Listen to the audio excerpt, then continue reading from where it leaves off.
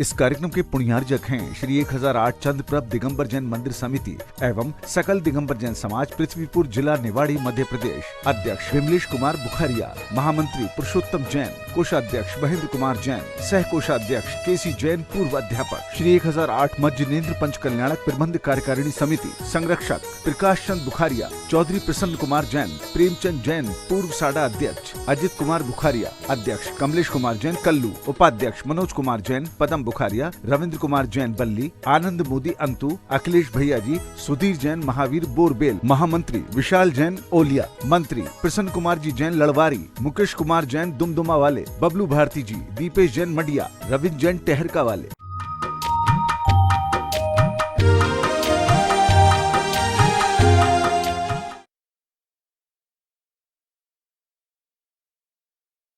श्री गंभीर सागर जी महाराज की नमोस्तु गुरुवर, नमोस्तु नमोस्तु। अपराह्न प्रक्षणा स्वाध्याय विनयामि।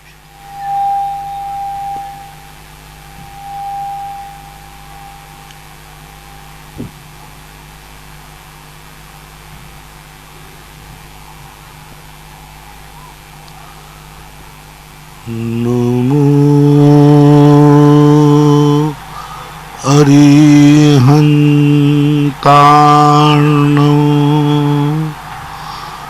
नमो सिद्धार्णो नमो आयर्याणो नमो वज्रयाणो नमो लोये सवशाहूर्णो। पंच परमेष्टि भगवान की जय। आचार्य श्री गुरुवर कुंद कुंद महाराज की जय। आचार्य श्री गुरुवर विद्यासागर महाराज की जय। परम पूजनीय निर्व्यापक श्रवण मुनि श्री सुधा सागर जी महाराज की जय। पूज्य चुल्लक श्री गंभीर सागर जी महाराज की जय। सभी श्रोतागण एवं जिज्ञासु पूज्य को नमोस्तु करें। इंजीनियर सीके जैन इंदौर से पूछते हैं, नमोस्तु महाराज जी, धर्म के अनुसार मन के भाव हमेशा शुद्ध होना चाहिए, तो गुरुवर अंतिम समय में व्यक्ति के मन के जो भाव रहते हैं उसी हिसाब से अगली गति का बंद होता है क्या? अंत समय का अर्थ होता है आयु बंद के समय। जिस समय आयु बंद होता है उस समय के परिणामों के अनुसार गति का बंद होता है। इसलिए अंत के परिणाम हमारा एक प्रमाण पत्र होता है कि हमने किस तरीके की आयु का बंद कर लिया है। क्योंकि आयु का बंद होने के बाद मरण करते समय जो परिणाम हैं वे परिणाम अच्छे हो सकते हैं, लेकिन उसी गति के अनुसार परिणाम होंगे, लेशा होगी जिस गति में उसको जाना है। श्रीमती अनीता जैन हिसार हरियाणा से पूछती हैं, नमोस्तु महाराज जी, जो आहारचर्या के 46 दोष आते हैं उसमें चूर्ण दोष जो आता है उसका क्या अर्थ होता है? चूर्ण दोष, चूर्ण चूर्ण चूर्ण दोष 46 दोषों में जो आता है चूर्ण दोष। चूर्ण दोष का एक प्रकार का अर्थ है कि उन्हीं के सामने किसी वस्तु को व्यवस्थित करना, उन्हीं के सामने कूटना, ओखली करना, उन्हीं के सामने रहा जाने के बाद उन्हीं के सामने कूट रहे हो, पीस रहे हो, इस प्रकार के। यशवंत सिंघई जीएसटी ऑफिसर, तीर्थ चक्रवर्ती परम पूज्य गुरुदेव के पावन चरणों में नमोस्तु। महाराज जी, जैन आगम और जैन दर्शन के अनुसार एक व्रती और अव्रती के जीवन में क्या अंतर होता है? अव्रती जो है सत्य को जानता है लेकिन मानता नहीं है, और व्रती जानता भी है और मानता भी है, ऐसा मानना। श्रीमती माधवी जैन बनगांव से पूछती हैं, मेरे आराध्य गुरुदेव के चरणों में बारंबार नमोस्तु। महाराज जी, लोहा अपशकुन का प्रतीक माना जाता है, परंतु जब किसी लड़के या लड़की की शादी होती है तो उन्हें लोहे की कोई वस्तु दी जाती है, तो लोहा जब अपशकुन होता है तो फिर उस शादी के समय क्यों दी जाती है? मैंने पहली बार ही सुनी है अब मुझे मालूम नहीं लोहा का, कटार अलग चीज है, लोहे की वस्तु लोहा नाम के दी जाना अलग चीज है। कटार जो दी जाती है वो तो एक सुरक्षा की दृष्टि है, वो अपनी ससुराल वालों को ये दिखाना चाहता है कि चिंता मत करो, आप अपनी बेटी दे दो, हम उसको सुरक्षा कर लेंगे, हमारे पास कटार है। वो तो ससुर साहब को विश्वास दिलाने के लिए कटार रखता है कि स्त्री की रक्षा करने में वो समर्थ है या नहीं, इसके प्रतीक के रूप में कटार है वो। बाकी कटार लोहे का रूप तो नहीं मानी जा सकती है, लोहे से बनती है एक बात अलग है, लेकिन लोहा नाम से दिया जाता है ऐसा मैंने नहीं सुना। आप लोगों की शादियां हुई हैं, आप लोगों को ससुराल से लोहा क्या मिला था? संदीप क्या मिला था? लोहे की कोई चीज मिली थी? नहीं, वो बर्तन दिए थे, लोहा मान के तो नहीं दिए थे। लोहा सगुन के रूप में देते हैं ऐसा मैंने सुना नहीं है। दिनेश कुमार राठौर पूछते हैं, नमोस्तु गुरुदेव, आपने एक बार कहा था जाके जैसे बाप मतारी वैसे ऊके लड़का, जैसे जाके जैसे नदियां नावे वैसे ऊके भड़का, इन पंथी का अर्थ क्या है? ये नीतियां कहलाती है। सामान्यता ये देखा जाता है माता पिता जैसे हैं वैसे ही संस्कार बेटों में होते हैं, और जैसे नदियां नाले हैं, बड़ी नदी नाले हैं तो उसके झौरा यानी जो छोटे छोटे नाले हैं वो भी बड़े होते हैं। तो इस प्रकार से वैभव काला सूरत से पूछते हैं, नमोस्तु महाराज जी, दूसरों की खुशियों में कैसे शामिल हूँ, कृपया कर समाधान दें। दूसरों की खुशियों में शामिल इसलिए होना है कि अपनी खुशी में भी किसी को शामिल करना है। तुम चाहते हो कि मेरी खुशी में सब शामिल हों, तो हमें दूसरों की खुशी में शामिल होना पड़ेगा। ये भाव करके हमें होना चाहिए। जब किसी के सुख दुख में हम शामिल नहीं होंगे तो तुम्हारे सुख दुख में भी कौन शामिल होगा। इसलिए ये जो परस्पर के व्यवहार की बातें हैं, इन व्यवहारों को जीवित रखना चाहिए। नयन जैन गैरतगंज से पूछते हैं, महाराज जी नमोस्तु, जब तक गणधर परमेष्टि का अभाव होता है तब तक भगवान की दिव्य ध्वनि नहीं गिरती, पर आदि पुराण में आया है कि भगवान की दिव्य ध्वनि सुनकर ऋषभ सेन ने दीक्षा ली और गणधर के अभाव में दिव्य ध्वनि सुनी और फिर वो गणधर बने। तो ये दोनों मतभेद, दोनों में ऐसा कहीं लिखा नहीं है कि गणधर परमेष्टि के बिना दिव्य ध्वनि नहीं गिरती। महावीर स्वामी के जीवन के संबंध में जरूर घटित हुआ है, बाकी अन्य तीर्थंकरों के संबंध में ऐसा नहीं कह सकते। डॉक्टर मगन जैन आष्टा से पूछते हैं, नमोस्तु महाराज जी, मन पर्य ज्ञान के स्वामी कौन होते हैं? मन पर्य ज्ञान के स्वामी भावलिंगी मुनिराज ही होते हैं। सभी मुनिराज हों ऐसा नियम नहीं, उनमें भी विशेष। दूसरा प्रश्न है, मन ज्ञान स्वरूप ही होता है या पौद्गलिक? मन जो है दोनों प्रकार का है। उपयोगात्मक जो मन है वह चेतन रूप है, लेकिन आँख कान के समान जो है मन पौद्गलिक भी होता है। राजीव जैन अमर पाटन से पूछते हैं, मेरे आराध्य गुरुवर के चरणों में नमोस्तु, महाराज जी, नारकी जीवों के शरीर में क्या क्या सामग्री रहती है? कोई सामग्री नहीं रहती, उनका मात बैक्टीरिया शरीर होता है, हाड़ मांस हड्डी कुधातु आदि नहीं होते। वो जो अपने शरीर को सलागड़ा बनाते हैं वो विक्रिया से दिखाते हैं, ओरिजिनल नहीं है। राजन जैन मेरठ से पूछते हैं, नमोस्तु महाराज जी, एक मिथ्या दृष्टि और एक सम्यक दृष्टि दोनों भोगों को भोगते हैं, भोगते हुए दोनों के चिंतन परिणमन और कर्मबंध में क्या अंतर पड़ता है? दोनों में बहुत अंतर है। एक भोगों को अपना स्वभाव मानकर भोगता है और एक भोगों को औषधि मान करके भोगता है, मतलब उसको अपना स्वभाव नहीं मानता। एक अपने आप में कहता है ये मेरा गलती है, स्वभाव नहीं है, और एक कहता है ये गलती नहीं है, यही करने के लिए मेरा जन्म हुआ है। यानी यूँ कहना चाहिए मिथ्या दृष्टि खाने के लिए जीता है और सम्यक दृष्टि जीने के लिए खाता है। यही संक्षिप्त अंतर जानना चाहिए।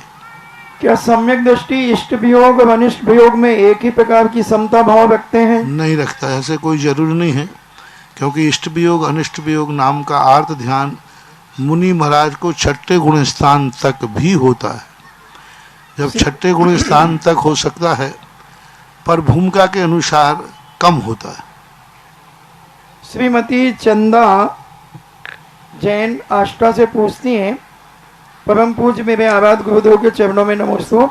महाराज जी, भेद विज्ञान जैसे गूढ़ विषय पर आचार्य भगवान विद्यासागर जी महाराज ने कहा, आत्मा में भ्रमण करने के लिए किसी पोथी ज्ञान की आवश्यकता नहीं, वरन भेद ज्ञान ही पर्याप्त है। अस्तु मां शरीर के स्वरूप का चिंतन करने से भेद ज्ञान हो जाता है, इसे स्पष्ट समझाएं। सद्दो नानम न हवधि, पूज्यवर कुंदकुंद स्वामी ने कहा, शब्द का नाम ज्ञान नहीं है, ज्ञान एक आत्मा की परिणति का नाम है। तो बोध जो है वह आत्मा के उपयोग का नाम है।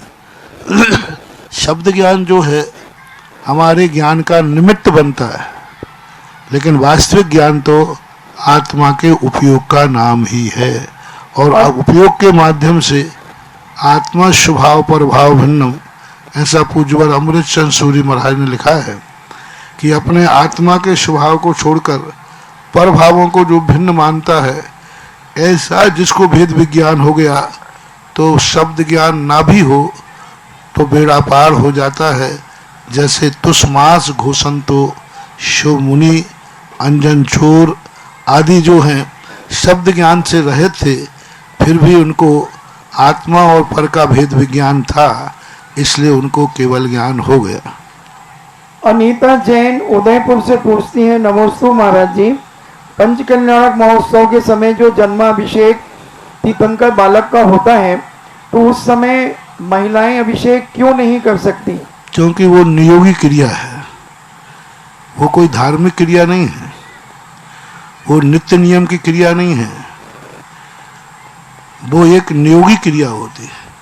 एक होता है नियोग, नेग जिसे तुम बोलते हो, वो नियोग क्रिया है कि वो स्वधर्मेंद्र ही करेगा, उसमें क्यों बट परंतु नहीं चलता, क्योंकि वो नियोग है। ना तो वो भगवान की सफाई के लिए किया जाता है, ना किसी और क्रिया का वो एक नियोग है कि तीर्थंकर जाकर के स्वधर्मेंद्र ही करेगा। और वास्तविक रूप से जब होता है तो स्वधर्मेंद्र ही करता, अन्य इंद्र नहीं करते। अन्य इंद्र भी गंधोदक लेते हैं। इंद्राणी भगवान को छूती है, श्रृंगार करती है, वस्त्र पहनाती है, पर अभिषेक नहीं करेंगे, ये नियोग कहलाता है। इसमें बट परंतु नहीं लगाना चाहिए, क्योंकि ये नियोगी क्रियाएं हैं। इंजीनियर महेंद्र कुमार जैन झांसी से पूछते हैं, मेरे आराध गुरुदेव के चरणों में बारंबार नमोस्तु। महाराज जी, श्रावक के 6 आवश्यक कर्मों में प्रतिदिन गुरु उपासना एवं तप का नियम कैसे पालन करें?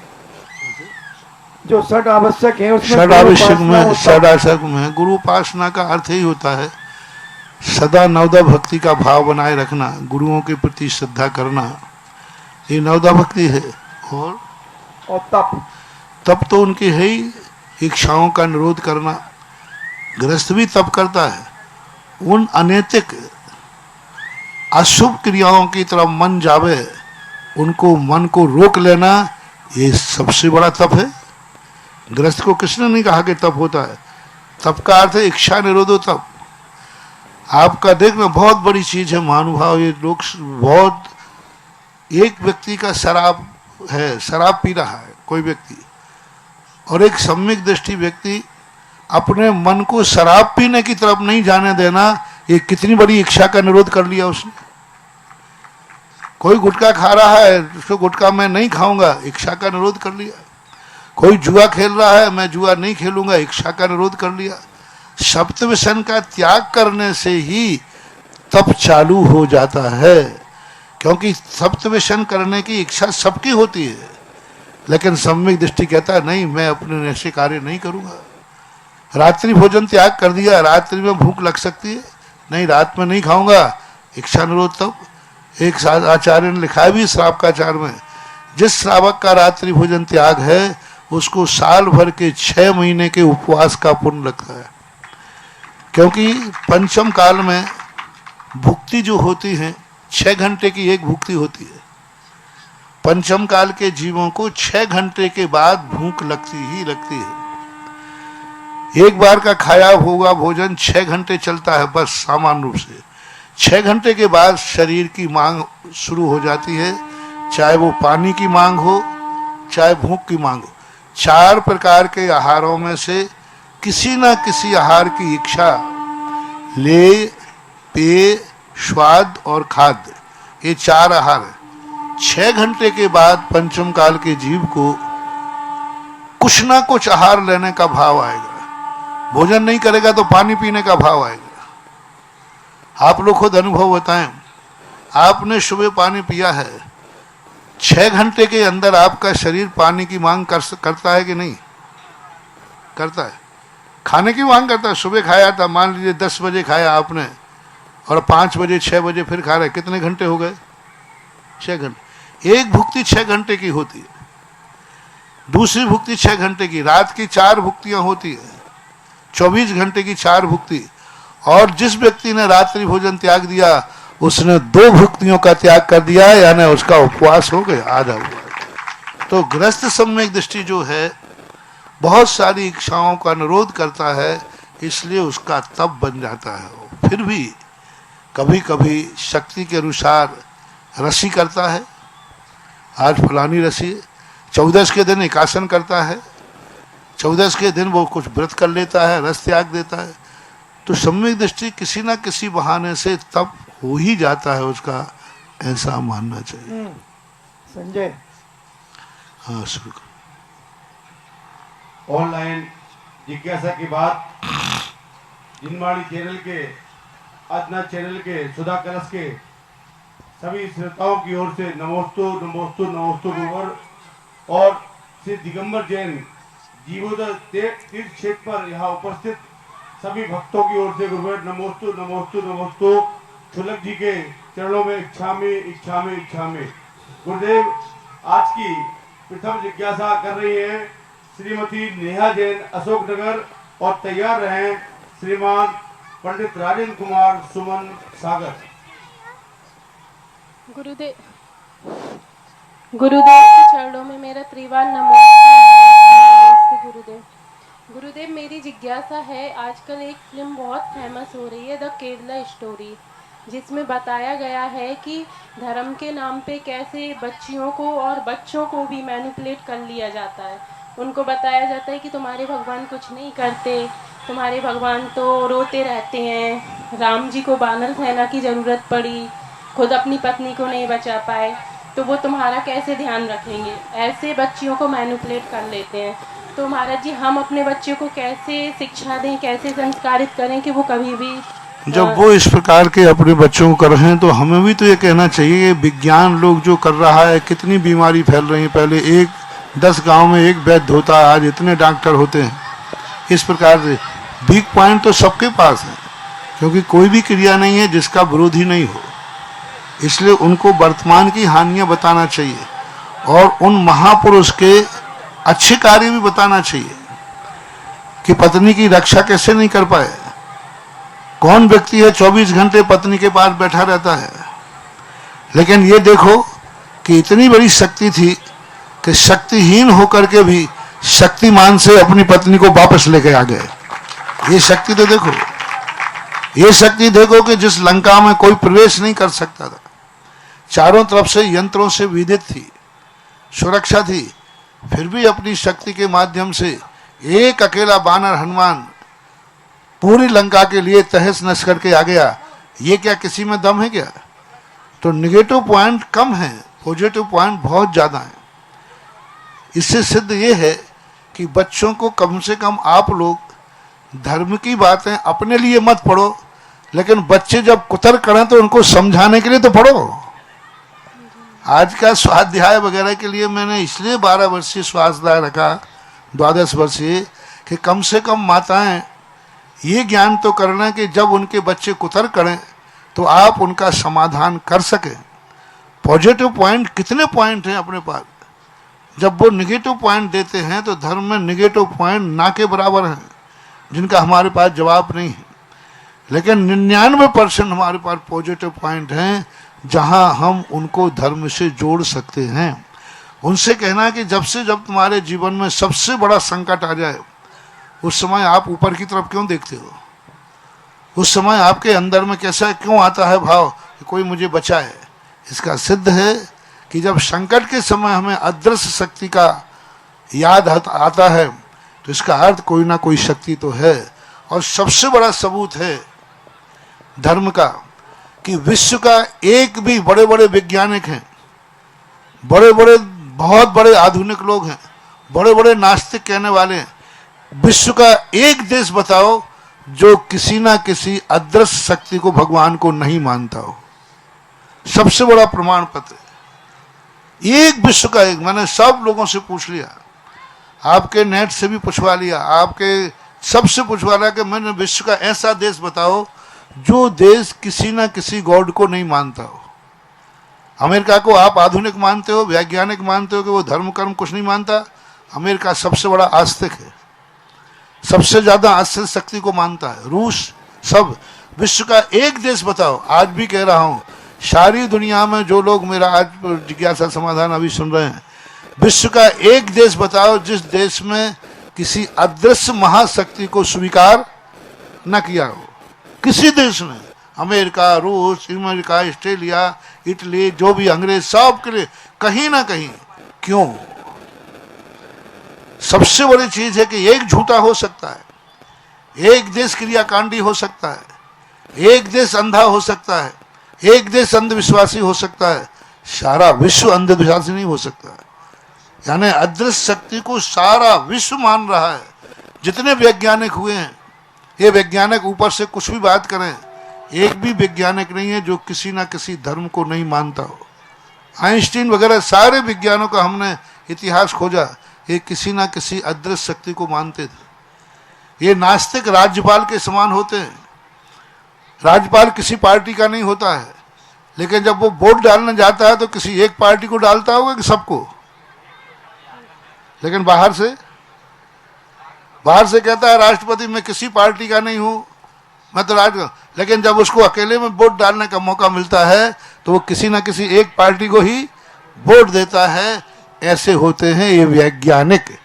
दुनिया के सामने कहते मैं धर्म को नहीं मानता हूं, अंतरंग में एक भी वैज्ञानिक नहीं हुआ जो किसी ना किसी अदृश्य शक्ति को नहीं मानता हो। इसलिए बच्चों को कहें, भले कोई नाम बदल के मानता है, कोई महावीर को, कोई नाम, लेकिन अदृश्य शक्ति को मानता है जो महाशक्ति है दुनिया में। जो फिल्म में कटाक्ष कर रहे हैं वो फिल्म बनाने वाले भी किसी ना किसी को मानते हैं। महाराज जी, वो एक रियल स्टोरी पे आधारित फिल्म है। वहाँ पे मतलब एक लड़कियों को जिहाज, मतलब लव जिहाज बोलना चाहिए, ऐसे मैनिपुलेट किया था धर्म के नाम पर कि अल्लाह ही सब कुछ चलाता है। अल्लाह ही तो अल्लाह हो गया, अल्लाह अदृश्य शक्ति हो गई। अल्लाह को मान लिया, कम से कम उसने अदृश्य शक्ति को तो माना है। धर्म परिवर्तन अलग चीज है और धर्म अलग चीज। नमस्ते महाराज जी। जिज्ञासा करेंगे। हाँ, अच्छा, लव जिहाद की बात कह रहे हो आप? जी महाराज जी। लव जिहाद जो है वो एक ऐसा ज्यादा षड्यंत्र है, एक ऐसा षड्यंत्र है कि किसी प्रकार, क्योंकि ये मुगलों की और अंग्रेजों की एक नीति थी कि भारत की एक मातृशक्ति एक ऐसी है जो सबसे ज्यादा प्रौढ़ है और उसका धर्म है शील व्रत। तो किसी भी प्रकार इनको धर्म से भ्रष्ट किया जाए, और जब व्यक्ति कन्या को हम उधर से ले लेंगे तो उसकी आई हुई संतान अपने आप उसी जाति की कहलाएगी जिस जाति का पुरुष है। तो दूसरी जातियों की कन्याएं लेकर के अपने में समाहित करने का अर्थ है ये अपनी कौम को बढ़ाने का एक तरीका है। ये बच्चियों को इसका बताना चाहिए, रहस्य बताना चाहिए, ये चलना चाहिए कि ये भी एक युद्ध है। इसका नाम लव जिहाद है। जिहाद का अर्थ ही होता है युद्ध। तो इस प्रकार की जो स्थितियां चल रही हैं, अपने बच्चों को समझाएं, और जो ले जाकर के बाद जो दुर्दशा हो रही है उस दुर्दशा के उदाहरण याद दिलाएं कि आज बच्चियों को ले जाते हैं, वहां जाकर के कितना उनके साथ अत्याचार होता है, कितना उसके साथ दुर्व्यवहार होता है, वो उदाहरण याद करके बताना चाहिए। वो विज्ञापन कर रहे हैं तो अपन को दुर्व्यवहार के विज्ञापन करना चाहिए, वे दिखाना चाहिए। जी महाराज जी, नमोस्तु महाराज जी। जिज्ञासा करें पंडित राजेंद्र कुमार सुमन सागर और तैयार रहे श्री रूपचंद जी जैन वकील साहब बंडा।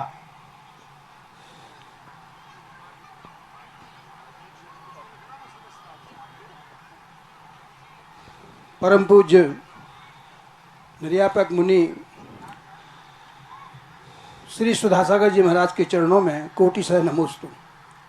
महाराज से एक प्रश्न आता है कि धर्म का विच्छेद शांतिनाथ भगवान, धर्मनाथ भगवान के बाद में हुआ और शांतिनाथ भगवान के शुरू हुआ।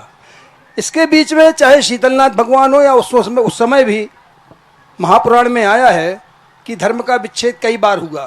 तो ये धर्म का विच्छेद किस प्रकार से होता था और कितने सालों के लिए होता था, क्योंकि बीच में तो लाखों साल रहते हैं एक एक तीर्थंकर की, और उस समय जब विच्छेद हो जाता है तो फिर धर्म का स्वरूप और लोगों का स्वरूप क्या रहता? पुष्पदंत भगवान के बाद लाखों वर्षों तक धर्म चला, फिर लाखों वर्ष के बाद विच्छेद हो गया, फिर शीतलनाथ भगवान का समय आया, फिर विच्छेद हो गया। विच्छेद का अर्थ होता है मुनि महाराजों का अभाव। आताताई शक्ति राजा आ जाते हैं और राजा आताताई आने से दिगंबरत्व मुनियों के संबंध में विरोध कर देते हैं, और उनके विरोध होने से राजतंत्र में सारी की सारी विरोधी स्थिति बन जाती। मुनि मुद्रा का अभाव होना ही धर्म का अभाव है। ग्रस्तों का अभाव नहीं हुआ, सम्यक दृष्टियों का अभाव नहीं हुआ। चौथे काल में कहीं भी नहीं लिखा कि सम्यक दृष्टियों से रहित हो गया था भारत देश। मुनि मुद्रा का अभाव हो जाता है, तो मुनियों का अभाव होना ही धर्म का अभाव है। फिर शीतलनाथ ने चलाया लाखों वर्षों तक, फिर कोई ऐसा राजा आ गया जिसने मुनियों पर विरोध कर दिया, फिर मुनिराज विच्छेद हो गया, फिर श्रीयांशनाथ भगवान ने आके चालू कर दिया। इस प्रकार धर्मनाथ भगवान तक इस प्रकार की स्थिति बनी।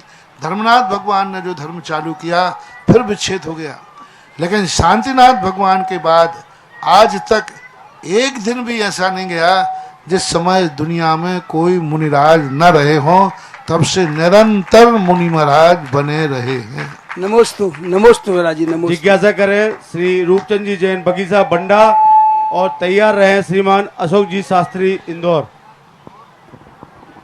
परम पूज्य परतपुर निर्वाधक श्री सुधासागर जी के महाराज में चरणों में बारंबार नमोस्तु ज्ञापित करते हैं एवं मुनि श्री छुल्लक जी के चरणों में स्वामी ज्ञापित करते हुए महाराज जी मेरा क्वेश्चन ये है कि यदि कोई व्यक्ति नियमित दान का नियम लिए हुए है, उसके परिवार में सुश्रोतक है, तो किसी अन्य व्यक्ति से गुप्त भंडार में दान राशि डलाना चाहिए नहीं डलाना चाहिए? एवं कितने दिन मंदिर में प्रवेश नहीं करना चाहिए? बाबू, पैसा एक ऐसी चीज है जिसको सुआ सूतक लगते ही नहीं है। जी जी जी, तुम तो अर्थी सामने रखी हो तो भी नोट दान में दे देना चलेगा। जी जी, अर्थ मुद्रा को कोई सुआ सूतक नहीं, दान दे सकते हो। ये बात अलग है, गुल्लक गर्भालय में रखी है तो वहाँ डालने मत जाना। नहीं, किसी अन्य व्यक्ति डलवा देंगे। नहीं, स्वयं डालो, गुल्लक बाहर रखी है। हेलो, और दूसरे से भी डलवा सकते हो, कोई बाधा नहीं। मंदिर जाने के संबंध में द्रव्य आदि नहीं छूना। मंदिर के गर्भ में जो श्रृंगार चौकी होती है, अंदर जहाँ तक सब लोग जा सकते हैं, अजैन वगैरह, वहाँ से दर्शन कर सकते हैं। जहाँ पूजन अभिषेक होता है वहाँ नहीं जाना चाहिए। गुरुदेव, अभी गुप्तदान की बात आई है। सुबह हमारे पास एक फोन आया कि आप बरुआ सागर से बोल रहे हैं, तो मैंने कहा हाँ बोल रहे हैं। तो उसने कहा कि संस्कृत विद्यालय से। हाँ, मैंने कहा संस्कृत विद्यालय से बोल रहे हैं। तो बोले आपके यहाँ विद्यालय बन रहा था, छात्रावास बन रहा था, तो विद्यालय में अभी कितने कमरे शेष हैं? तो मैंने अनायास ही कह दिया कि अभी 7 कमरे शेष हैं। तो उन्होंने कहा छात्रावास में, मैंने कि दोनों में मिला के 7 कमरे शेष हैं। तो सामने वाले से फोन आता है कि 7 कमरे हम बनाएंगे गुरुदेव। ये गुप्तदान होता है गुरुदेव। मैंने कहा आप अपना नाम तो बता दो। बोले नाम ही अगर बताना तो गुप्तदान क्या? तो मैंने जगह बता दो। बोले ना नाम बताएंगे ना जगह बताएंगे। तो मैंने कहा कि पैसे कैसे आएंगे? बोले आपको इतना तो हमारे ऊपर भरोसा करना पड़ेगा कि जब हम 7 कमरे बोल रहे हैं तो पैसे भी आएंगे। गुरुदेव उस परिवार को और उसे और उसको ये भी मालूम है कि कहाँ महाराज बैठे हैं। जी जी जी। इसलिए वो पैसा तो विश्वसनीय है, ये मानना चाहिए। देखो बहुत बड़ी बात है, किसके भाग्य से, यही तो कर्म सिद्धांत है, यही तो विश्वास होता है। जब 20 कमरे पूरे हो गए थे तो ये 7 कमरे खाली क्यों हुए? तुम समझ रहे हो इसलिए हुए हैं कि उन 7 कमरे वालों ने अपनी राशि बढ़ा दी, 7 कमरे वालों ने अपनी राशि ज्यादा कर दी? नहीं, इसलिए एक कारण है। दूसरा कारण है, किसी का पुण्य बोल रहा था कि इनको खाली कराओ क्योंकि हमारा है। बहुत बड़े बुंदेलखंड में एक कहावत है, शीलचंदी अनोरा वाले ज्यादा सुनाते हैं, कुंवारी के भाग्य से। आगे आप बोल दो, मेरा बोलना ठीक नहीं लग रहा है, बोल दो ना, कुंवारी के भाग्य से क्या होता है? अब एक कहानी का लिए होता है कि देखो उस पुण्य की वजह से अभी तक हाउसफुल का बोर्ड लग चुका था। हाँ, लेकिन 7 लोगों ने अपना प्रमोशन करा के बड़ी राशि कर दी, बड़ी चीज बना रहे हैं, तो उसका पुण्य बोल रहा था, उसका पुण्य कह रहा था कि नहीं तुम लोग खाली करो, आगे जाओ, मुझे पीछे के कमरे मुझे दो। बहुत बढ़िया। अब देखो, अब संदीप बाबू आपके पूंजी लगाई, अब ग्राहकों की इनकम आएगी। आने शुरू हो गई गुरुदेव। दुकानदार पहले पूंजी लगाता है कि पहले ग्राहक से कमाता है? पहले पूंजी लगाता है। पहले पूंजी लगाता है, तब ग्राहक की इनकम आती है। अब जीवोदय तीर्थ क्षेत्र में बाहर की इनकम चालू होगी जब आप लोगों ने पूंजी लगाई। देखो, जब लोगों के मन में भाव आ रहा है कि बरुआ सागर जिस वस्तु की कीमत बताते हैं, घर में जिसकी इज्जत होती है, सारा जगत उसकी इज्जत करता है। लोगों ने समझ लिया कि संस्कृत महाविद्यालय जो विद्यालय है ये इतना कीमती है कि बरुआ सागर वाले भी लाइन लगा रहे हैं। इसका अर्थ है इसमें दम है, बिल्कुल इसमें दम है। क्योंकि जब यहीं रहने वाले लोग ताज्जुब कर रहे। एक व्यक्ति ने पूछा कि आपकी योजनाएं क्या हैं, और योजनाएं पूछने के बाद जब 2-3 दिन बाद पूछा क्या है, बोले साहब यहाँ तो योजना पूरी हो गई। तो अब इस प्रकार की स्थितियां आपकी बनती हैं। बहुत बहुत उस गुप्त दान देने वाले को जो 7 कमरे बोल रहा है, बहुत बहुत आशीर्वाद। और एक दिन तुम ऐसे आ जाओ कि सारा जगत तुम्हें जानने लग जाए। गुरुदेव, वैसे भी लोग कहते हैं कि आपकी वाणी से जो बात निकलती है वो अवश्य पूरी होती है, और ये साक्षात बरुआ सागर में इस तीर्थ क्षेत्र में देखने को मिला कि जो भी अब बात आपने कही है वो कुछ घंटे के अंदर ही पूरी हुई है। आज सुबह से गुरु कोई भी वातावरण नहीं था, सिर्फ प्रवचन का वातावरण था, क्योंकि विधान हमारा पूरा हो गया था।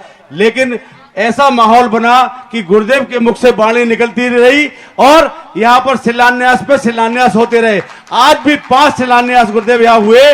और गुरुदेव, आज हमारी एक और इच्छा है कि विद्युत परिषद का यहाँ सम्मेलन चल रहा था, आपके मुख से एक वाणी निकली थी कि यहाँ के भी जो छात्र जो रहे हैं, यहाँ से जिन्होंने भी, चाहे वो प्राइमरी सेक्शन के रहे हो, चाहे मिडिल सेक्शन के रहे हो, चाहे स्नातक सेक्शन के रहे हैं, आपने एक बात आप इन लोगों से कही है कि बरुआ सागर की विद्यालय की ओर अगर आप ध्यान देंगे तो विद्यालय निश्चित ही भारत के पटल पर जाएगा और विश्व के पटल पर जाएगा। गुरुदेव, ये इच्छा भी आपकी पूरी होनी चाहिए।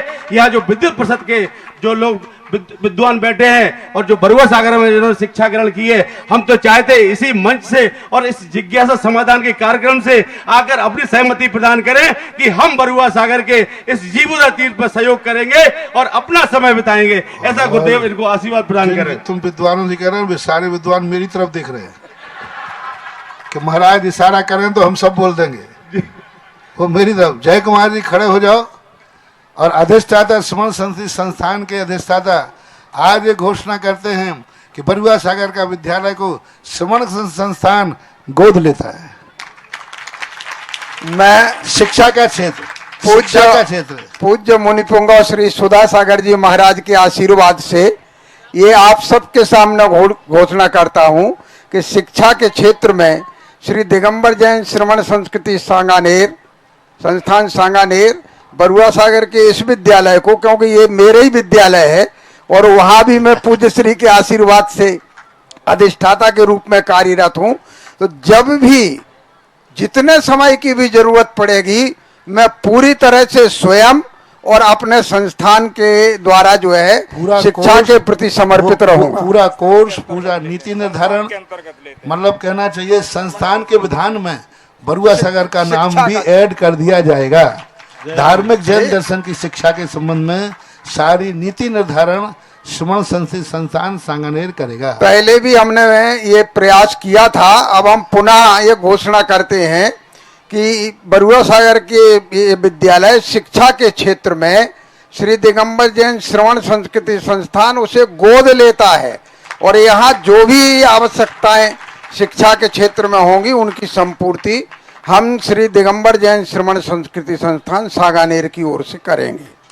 गुरुदेव, मेरा एक निवेदन और है कि जैसे अभी डॉक्टर साहब ने कहा कि जरूरत पड़ने पर हम सहयोग करेंगे। अपनों के लिए किसी की जरूरत नहीं होती है। वो तो नहीं, वो मैंने व्यक्तिगत कहा है, वो संस्था की तरफ से तो लेंगे ही। माने मैं वहां भी कार्यरत हूँ, 15 दिन वहां रहता हूँ, 15 दिन मैं अपने घर रहता हूँ और अब आवश्यकता पड़ेगी तो 15 दिन घर नहीं रहूंगा, 15 दिन यहाँ रहूंगा। जय जय गुरुदेव। ऐसे ही भावना की आवश्यकता है। ऐसी भावना जब डॉक्टर साहब की जुड़ गई है, क्योंकि अभी विद्युत परिषद में जो संचालक जी थे वो डॉक्टर साहब को कोहिनूर कह रहे थे। जब कोहिनूर जुड़ गया है तो सारे विद्वान तो अपने साथ ही जुड़ जाएंगे और ये हमारी बरुआ सागर की भावना आपसे जुड़ी रहे। अब मैं जिज्ञासा के लिए आमंत्रित कर रहा हूँ श्रीमान अशोक जी शास्त्री, इंदौर। हाँ, कोई विद्वान यदि अपना यहाँ रख करके समय देना चाहे, जैसे श्रमण संस्थान में डॉक्टर जय कुमार प्राचार्य अरुण कुमार जी दे रहे हैं, यदि बरुआ सागर के अंदर कोई विद्वान यहीं रुक करके अपनी सेवाएं देना चाहता है और जैन दर्शन की क्लासें पढ़ाना चाहता है तो वह मेरे से संपर्क करे और यदि वो हो गया तो फिर तो सोने में आगा कि कोई विद्वान यदि एक यहीं टिक जाए, यहीं रहे। जी अब बात। जैसे जय कुमार जी हैं तो सांगानेर समारोह हेडक्वार्टर आते जाए, लेकिन एक विद्वान इनके अंडर में काम करने के लिए तैयार हो जाए कि वहां से ये निर्देश भेजे और यहाँ वो कार्य करे, तो कोई भी विद्वान एक यहाँ का स्थायी रूप से निर्देशक, अधिष्ठाता, जो भी वो बनना चाहे, यदि यहीं रुक सके और वो अध्ययन अध्यापन करा सके तो भी बहुत अच्छे संदीप जी ने याद दिलाया। तो विद्वानों के लिए ये भी एक आह्वान है। बातचीत करके दे देंगे महाराज जी। बहुत अच्छा जय, ये बातचीत करके और एकदम भैया सभी लोग जोरदार तालियां बजाएं कि अगर ये काम हो जाएगा तो बरुआ सागर का नाम, सांगानेर का नाम तो भारत के पटल पे है, विश्व के पटल पे है। बरुआ सागर का भी नाम ऐसे पूरे भारतवर्ष में होगा, क्योंकि सांगानेर के माध्यम से जहां जहां शिविर लगते हैं पूरा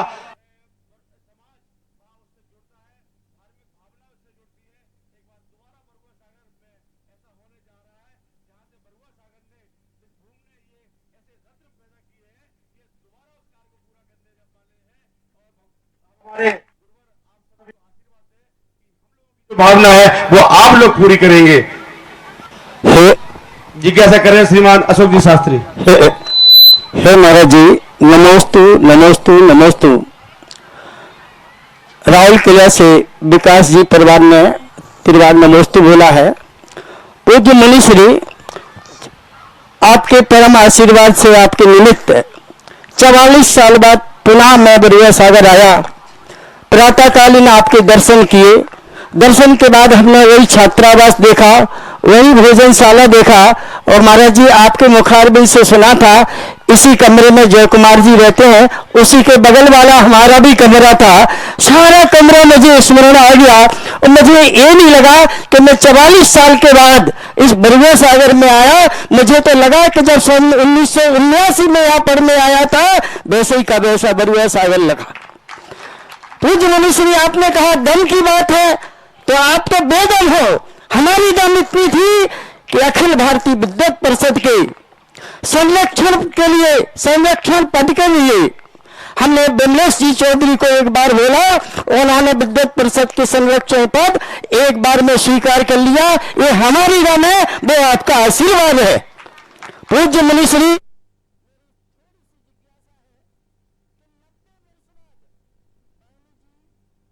सपने में आपके कान में क्या कह गए कि बरुआ सागर का उद्धार होना है, बस इतनी सी हमारी जिज्ञासा है। हम लोगों के कान में कहने वहने की जरूरत नहीं पड़ती है, हम लोगों के बेतार के तार जुड़े रहते हैं। भावनाओं का एक आधार होता है, परंपरा एक इसी को परंपरा बोलते हैं। किसी अच्छी परंपरा को किसी ने चलाया, यदि आगे वाला उस परंपरा को नहीं संभालेगा तो विच्छेद हो जाएगा। इसलिए अच्छी परंपरा को अक्षुण्ण बनाने के लिए सदा साधु लोगों को तत्पर रहना चाहिए। वही श्रृंखला में मैं हूँ। नमस्ते भगवान, नमस्ते नमस्ते। जिज्ञासा करेंगे श्रीमान रूपचंद जी जैन बगी साहब बंडा। हो गई आपकी तो हो गई। अब जिज्ञासा करने के लिए आ रही हैं श्रीमती कल्पना शास्त्री सागर और तैयार रहेंगे श्रीमान आशीष जैन रायपुर।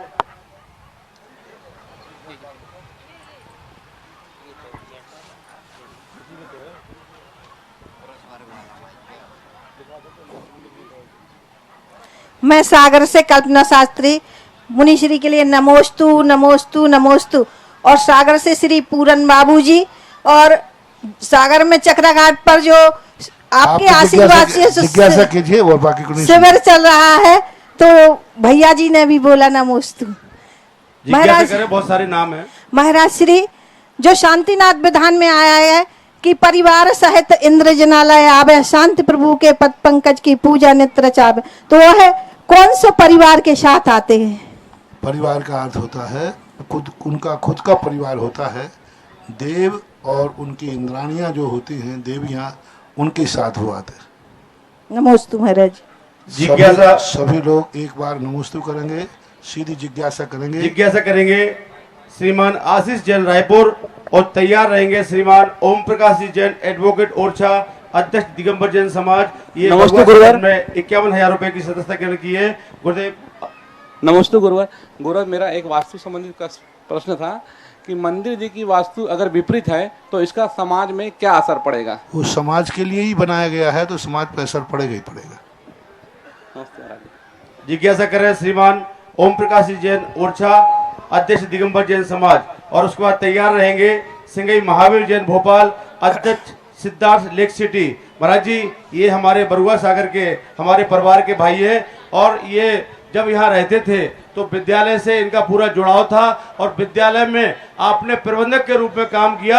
अब रिटायर्ड हो गए हैं गुरुदेव, तो हम इनसे निवेदन करते हैं कि पुनः बरुआ सागर आए, और जैसे गुरुदेव कहते हैं कि आपसे यहाँ पूरा समय बिताएं, हम भी आपसे कहते हैं कि विद्यालय पर रहकर पूरा समय बिताएं और विद्यालय का नाम भारतवर्ष में करें।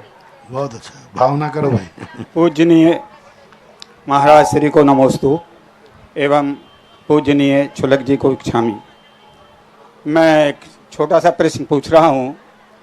मैं प्रैक्टिस करता हूँ वकालत की, लेकिन मैंने भरसक प्रयत्न किया कि मैं सैद्धांतिक वकालत करूँ, लेकिन हर व्यक्ति से कुछ ना कुछ हो जाता है। मैंने भी कई ऐसे केस लिए होंगे जिनसे कि निर्दोषों को भी फंसा दिया होगा किसी को, तो उन जो क्योंकि पहले ले लेते हैं केस तो उसको लड़ना पड़ता है, क्योंकि वो हमारा सिद्धांत है और सिद्धांत के अनुसार हमें उस पूरा केस को लड़ना पड़ता है। पहले तो ये पता नहीं लगता है गलत है। समझ गया मैं।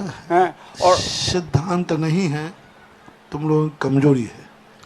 वकीली का सिद्धांत यह कौन से शास्त्र में लिखा है कि जो केस उसके हाथ में आ जाए उसे जिताना है, चाहे वो असत्य हो। हमने तो किसी ला किताब में नहीं पढ़ा, मैंने भी बहुत ला की किताबें पढ़ी हैं। नहीं, दुनिया का आज कोई भी सिद्धांत नहीं है जहाँ ये लिखा हो कि असत्य के लिए लड़ो। आप लड़ते असत्य के लिए इसलिए हो क्योंकि उससे पैसा मिलता है।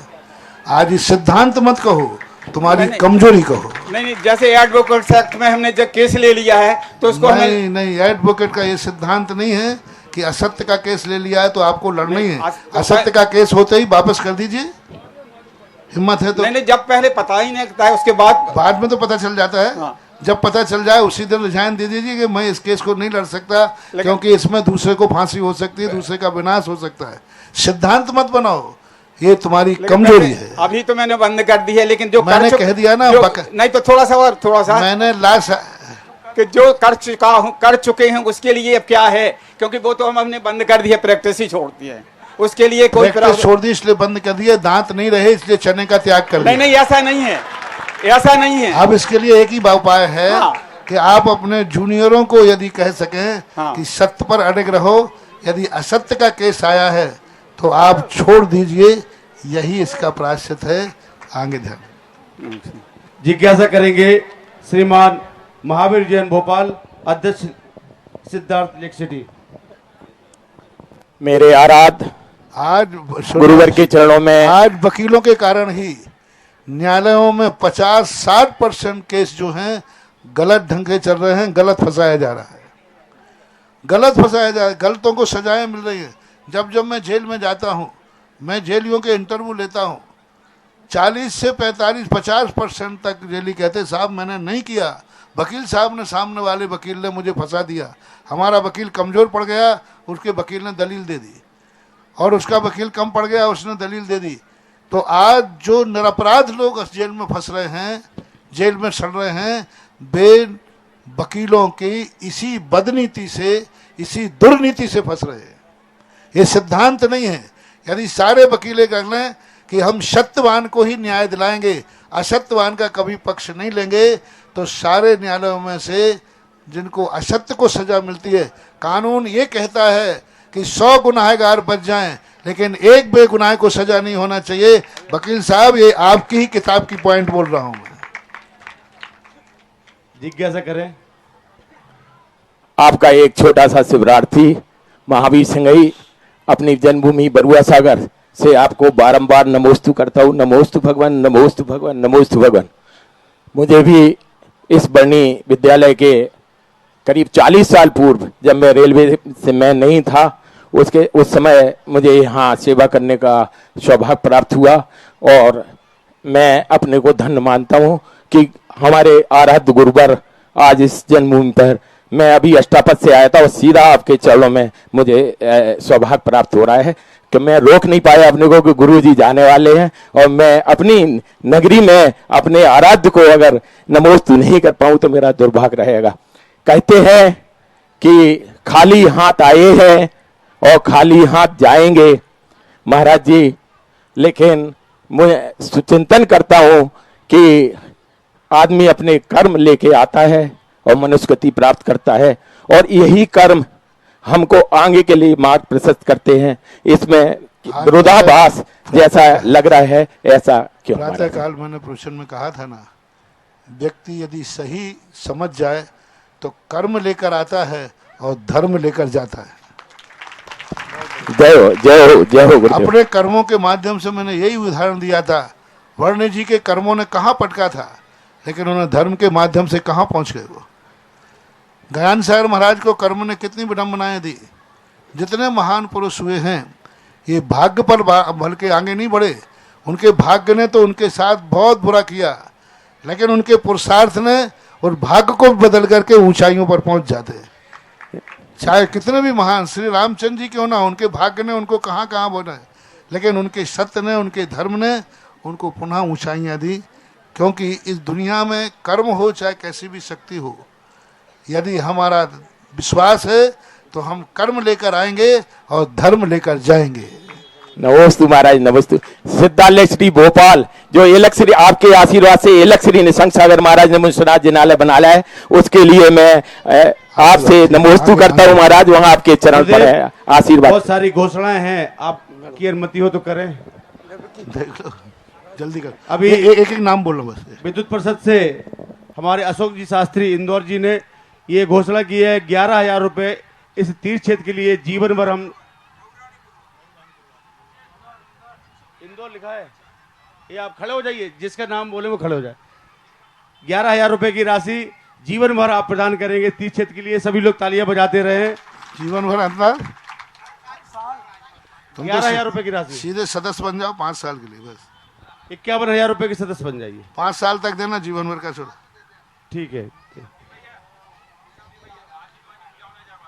हाँ, हमारे महावीर भाई साहब ने यहाँ की साधारण सदस्यता स्वीकार की है 51,000 रुपए की राशि देकर, और साधारण सभा की स्वीकृति श्रीमान अशोक कुमार जी जैन के सुपुत्र श्रीमान कपिल जैन, श्री अहन जैन, श्री रूपक जैन नासिक 51,000 रुपए की राशि देकर साधारण सदस्य बने हैं।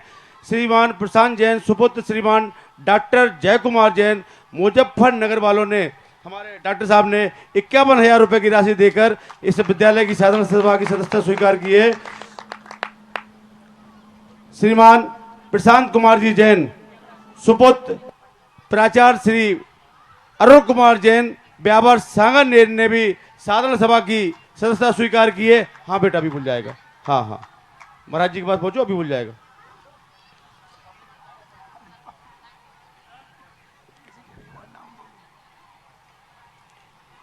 चलो जिज्ञासा। और हाँ बोल। श्रीमान अरविंद कुमार संजय कुमार बैसाखिया ने 51,000 रुपए की राशि देकर साधारण सभा की सदस्यता स्वीकार की है। श्रीमती शिल्पी जैन धर्म पत्नी श्रीमान संजीव कुमार जैन अतर्रा बांधा, ये स्वर्गीय पंडित श्री गुलाब चंद जी जैन पूर्व शिक्षक संस्कृत विद्यालय बरुआ सागर की सुपुत्री और दमन हैं। इन्होंने भी 51,000 रुपए की सदस्यता ग्रहण की है।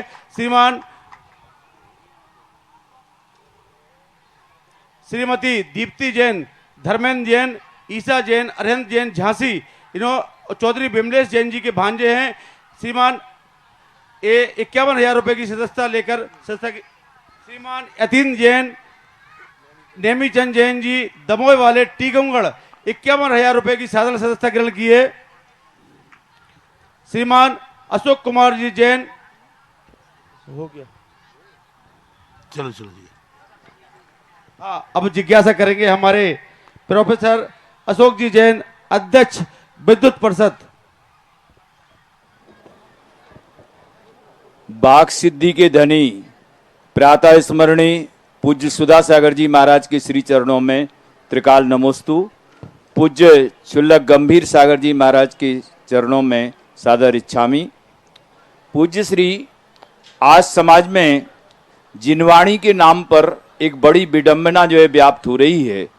वे जिनवाणी का अर्थ मात्र इतना जो है समझते हैं कि पूजन पाठ प्रदीप के माध्यम से जो है पूजन करना ही जिनवाणी जो है, बल्कि जिनवाणी का यथार्थ रूप तो जो है 4 अनुयोगों में है, द्वादशांगी में जो है अंतर्निहित है। तो पूज्य श्री, मेरी जिज्ञासा है कि आप समाज को इस प्रकार की प्रेरणा प्रदान करें, क्योंकि श्रुत पंचमी का पर्व जो है अभी 24 तारीख को जो है आ रहा है, कि श्रुत की रक्षा के लिए हम सब सादर प्रयत्न करें, जिससे जो है जन जन में धर्म और संस्कृति का प्रचार प्रसार हो सके। पूजन की किताब है, जिनवाणी नहीं है, जिनेंद्र अर्चना है। जिनेंद्र भगवान की बाड़ी में कोई पूजा नहीं निकली, ये तो भक्तों की भावाव्यक्ति है। भक्तों ने भगवान का गुणानुवाद करने के लिए रची है, इसलिए ये जिनवाणी की कोटि में नहीं आते। स्त्रोत हैं, ये जिनवाणी की कोटि में नहीं आते।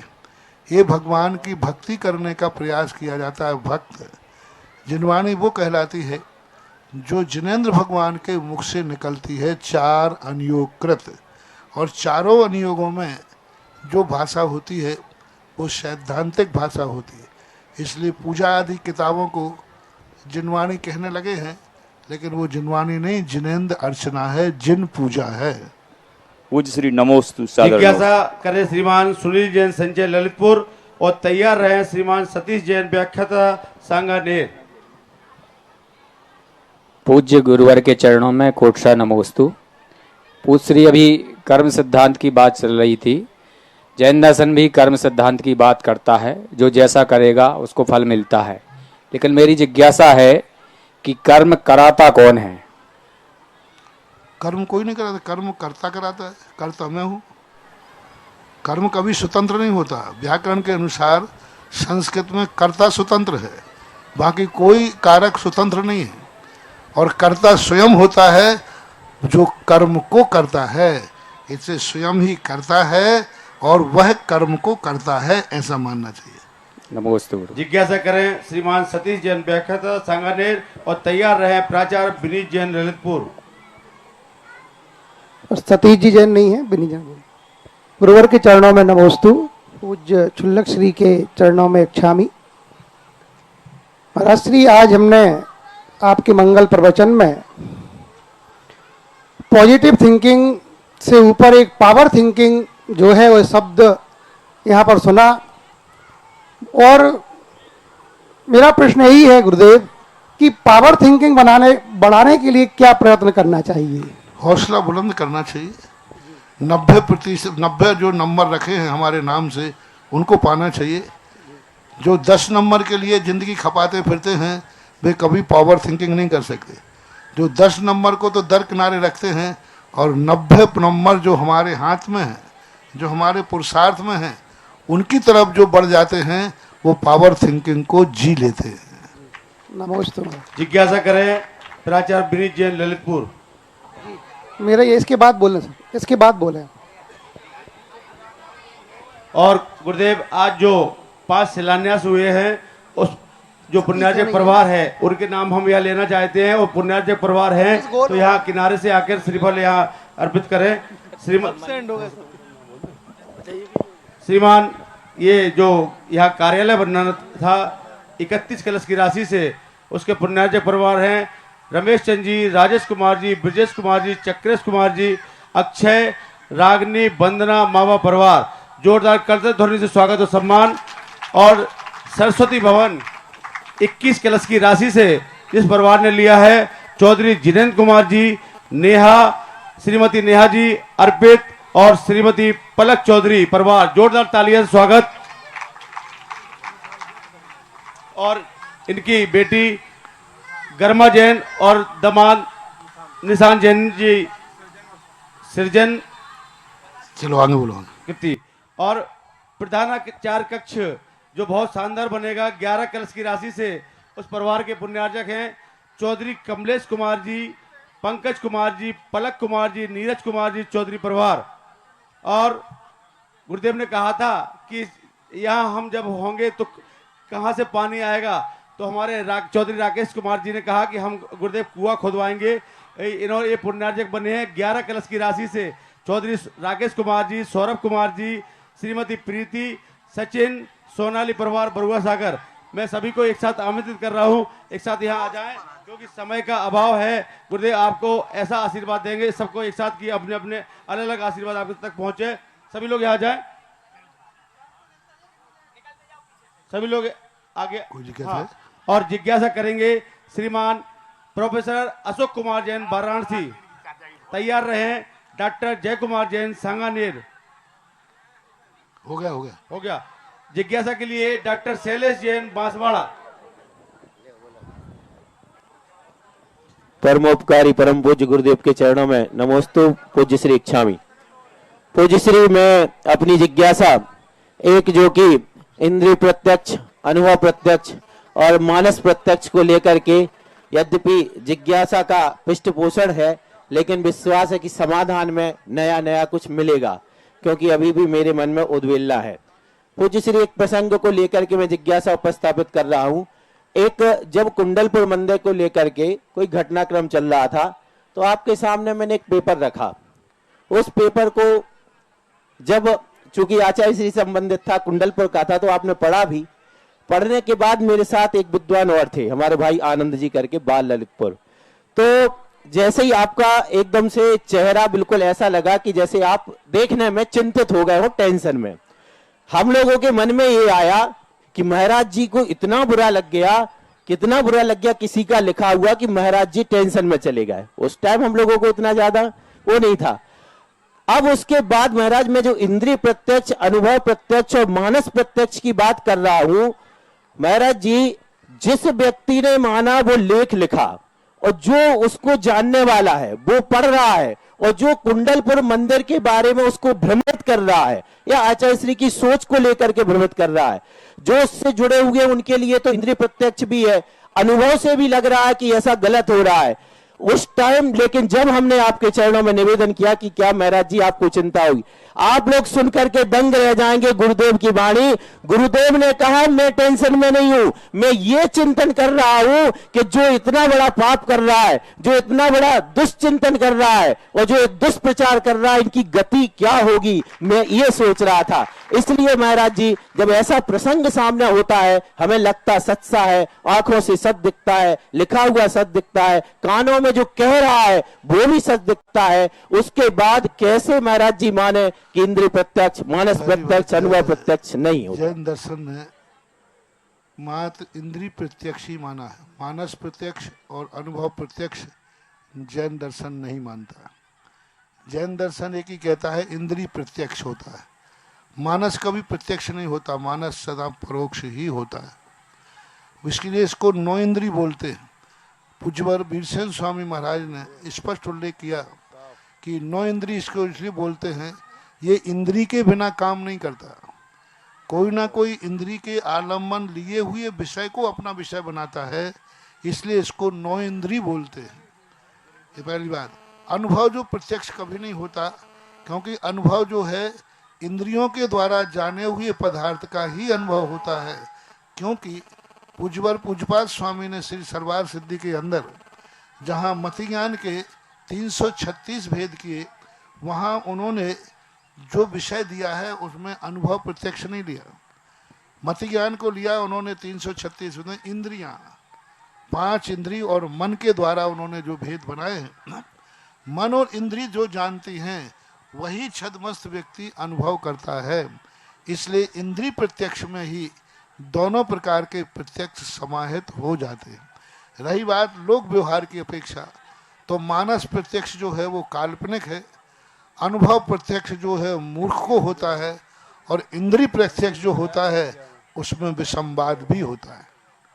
क्योंकि इंद्रियां जो हैं धुंधला भी जानती हैं, बलाका व पताका व, इंद्रिय के द्वारा बलाका भी आ सकता है, पताका भी आ सकता है। इसलिए इंद्रिय प्रत्यक्ष में पूर्णतः निर्णय की स्थिति बनना जरूरी नहीं है।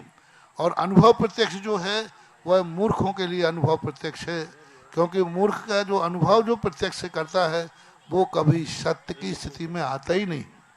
और मानस प्रत्यक्ष कोई होता नहीं, वो कल्पना मात्र है।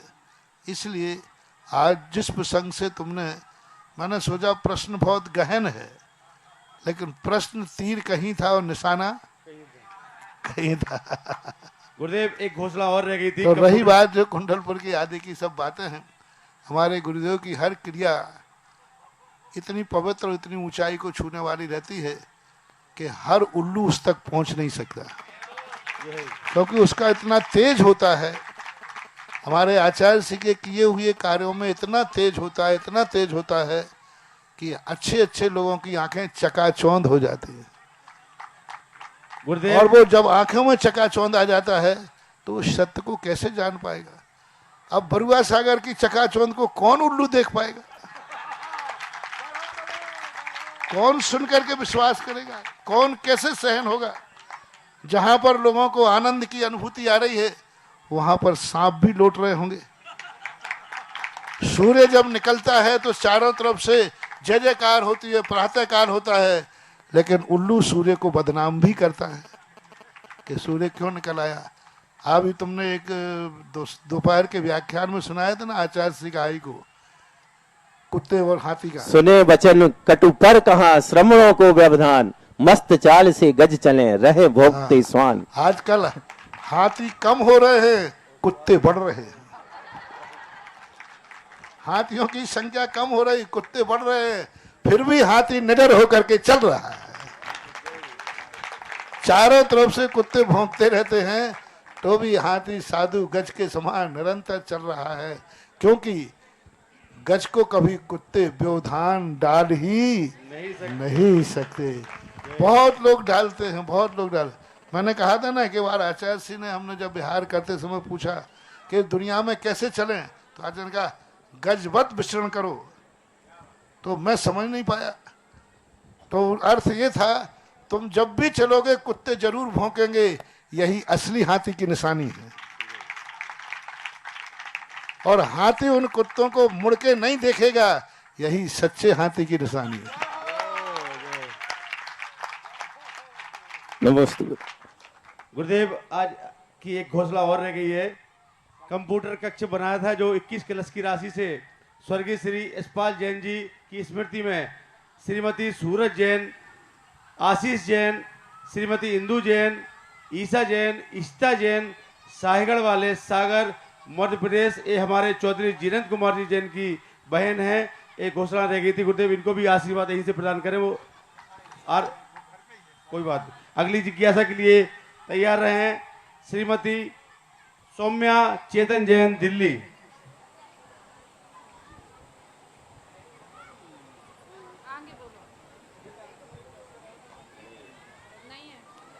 कोई नहीं, आगे बोलो। जिज्ञासा करें श्रीमती पलक जैन, बरुआ सागर।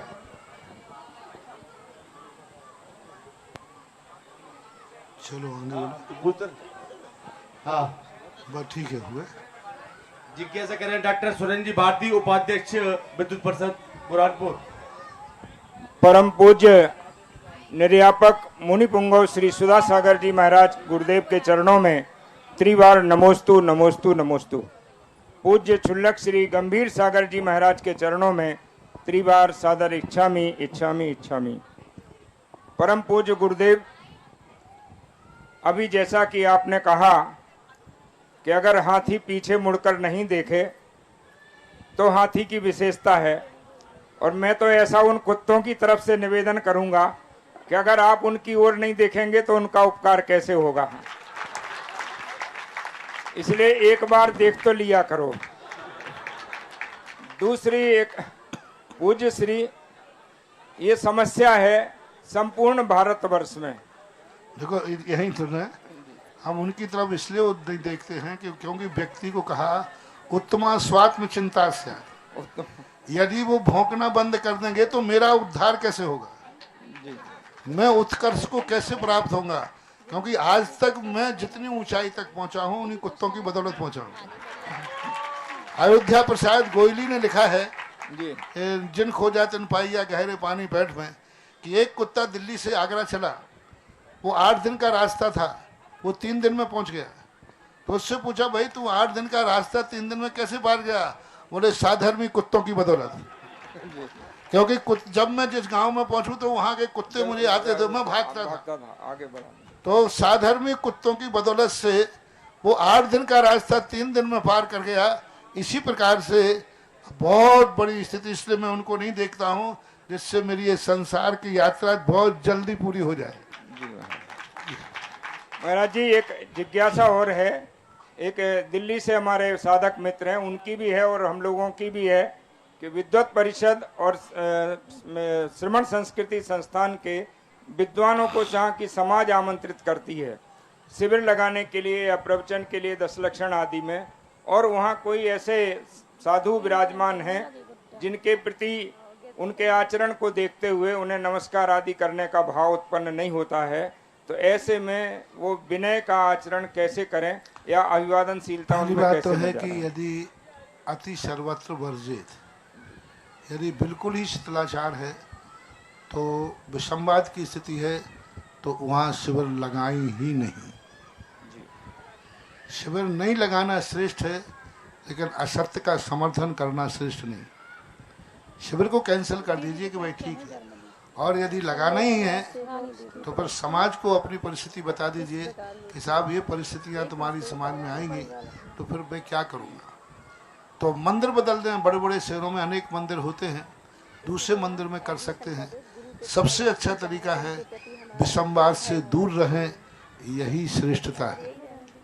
क्योंकि इस प्रकार के साधु जो हैं अराजक होते हैं, और अराजक साधु किसी भी स्तर पर उतर करके नुकसान पहुंचा सकता है।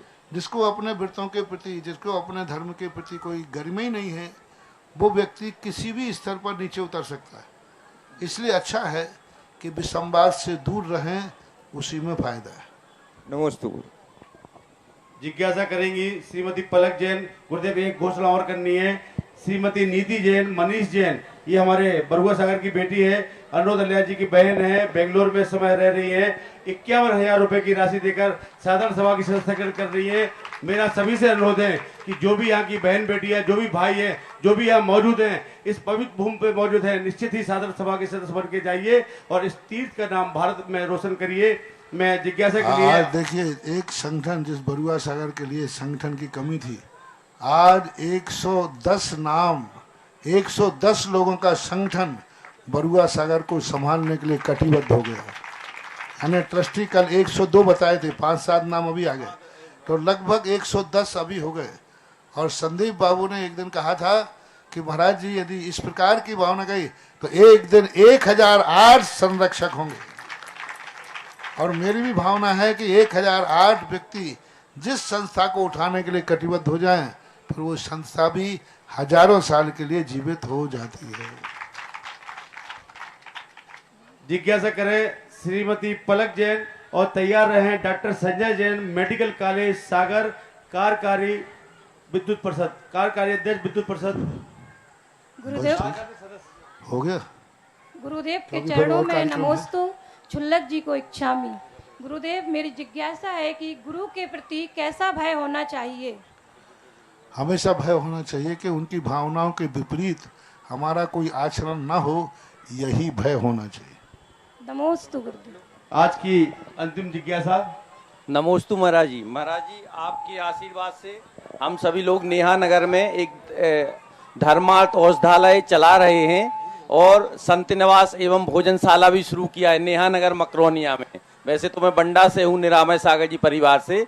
महाराज जी, एक छोटी सी शंका ये थी कि हम आपने जैसा संदेश दिया था कि बच्चों को कभी कभी वो कोचिंग वगैरह जाते तो हम लोग शांति धारा करके गंधोदक ले आते हैं और जो बचता है वो अपने सामने जो वृक्ष लगे फल के उसमें डाल देते हैं, तो जो फल बहुत अच्छे आते हैं तो वो अपन खा सकते, फल तो खा सकते हैं ना उसके। तो वो कन्वर्ट हो गया। अच्छा जी, नमोस्तु महाराज जी, नमोस्तु महाराज, नमोस्तु महाराज। मैं जिज्ञासा के लिए आमंत्रित कर रहा हूं श्रीमती सुरभि सिंघई मेहरोनी। बस है। और संदीप, चलो कौन का नाम लिया, जल्दी बोलो। अब उनका कार्य है। हाँ चलो बोलो, अंत बोलो। हमारे ये अंतिम जिज्ञासा के बाद घोषणा हो रही है। गुरुवर के चरणों में नमोस्तु नमोस्तु नमोस्तु, चुल्लक जी के चरणों में इच्छामी इच्छामी इच्छामी। गुरुवर, हमारा प्रश्न है कि कहा जाता है हमारी बुंदेलखंडी में कि बूढ़े बारे एक समान।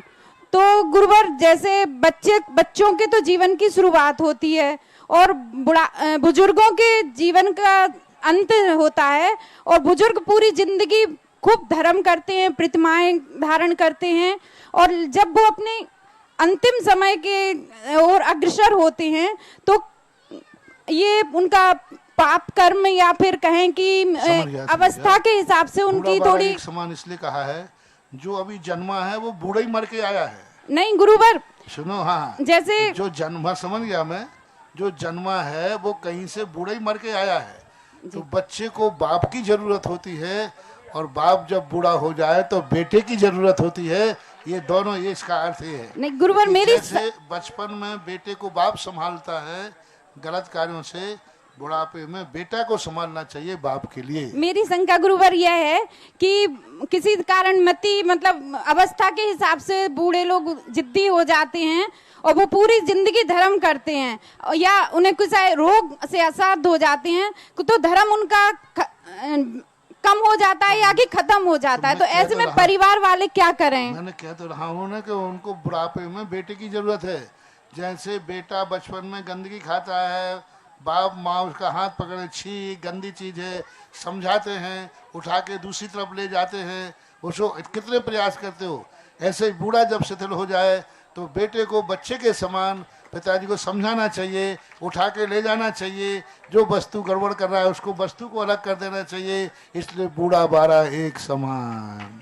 नमोस्तु गुरुवर, नमोस्तु गुरुवर, नमोस्तु। यहाँ पर विद्युत परिषद के विद्वानों के द्वारा संगोष्ठी हुई और हम बरुआ सागर की तुच्छ समाज, जो छोटी समाज है और बहुत लिमिटेड पदाधिकारी हैं, आप सभी का हृदय से सम्मान करना चाहते हैं। मैं उपाध्यक्ष जी से अनुरोध करता हूं कि वो आएं और अपने विद्वानों को यहाँ बुलाएं और हमारी पंचायत और हमारा ये जीवोदय तीर्थ क्षेत्र के पदाधिकारी, बरुआ सागर दिगंबर जैन पंचायत के पदाधिकारी आप सभी का सम्मान करना चाहते हैं। और सम्मान में जो आज गुरुदेव की आरती होगी वो भी पूरे विद्युत परिषद के जो पदाधिकारी है वही करेंगे। ये हम लोगों का ये निर्णय लिया गया है आपके सम्मान में।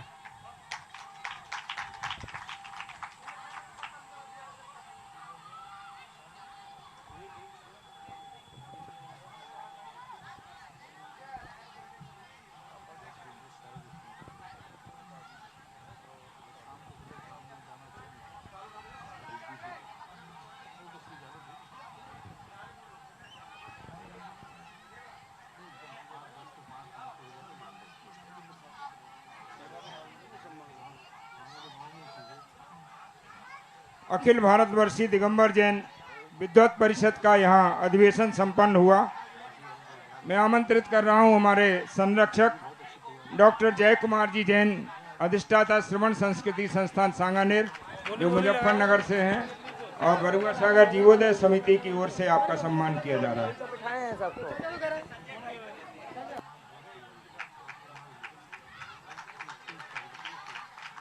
हमारे अखिल भारतवर्षीय दिगंबर जैन विद्वत परिषद के अध्यक्ष प्रोफेसर अशोक कुमार जैन, अध्यक्ष काशी हिंदू अध्यक्ष जैन बौद्ध दर्शन विभाग, काशी हिंदू विश्वविद्यालय वाराणसी, प्रोफेसर अशोक कुमार जैन।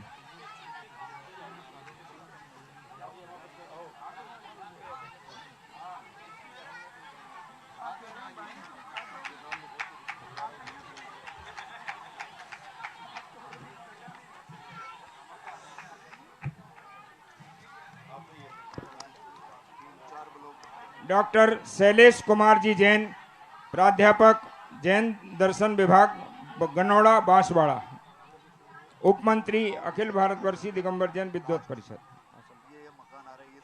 शैलेश कुमार जैन बांसवाड़ा। विद्वत श्री शीतल चंद जैन ललितपुर।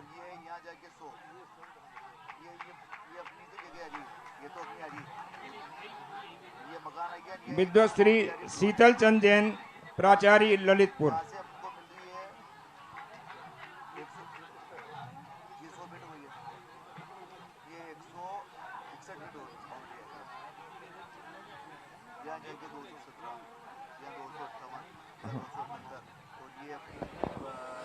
हेलो, जब तक यहाँ सम्मान का क्रम चल रहा है आप सभी लोग बैठ जावें। सभी महिला वर्ग देखो आपके यहाँ सभी विद्वान आए, आप लोग थोड़ा सा सम्मान में तो बैठ सकते हैं ना। 5 मिनट बाद अपन लोग महाराज जी की आरती करेंगे, सभी लोग बैठ जाएं।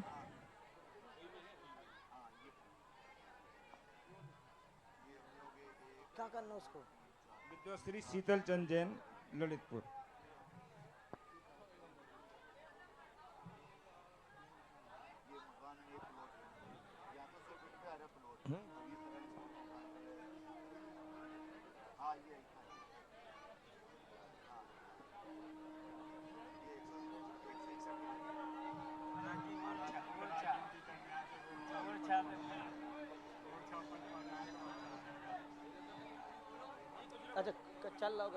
विद्वत श्रीमान राजकुमार जी जैन भगवा।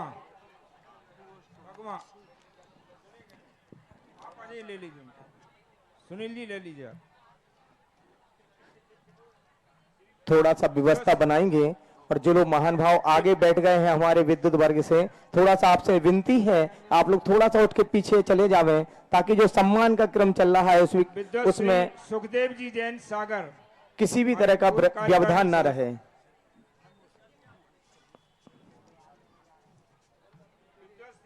केसी जैन साहब सागर, आप भी आ जाए।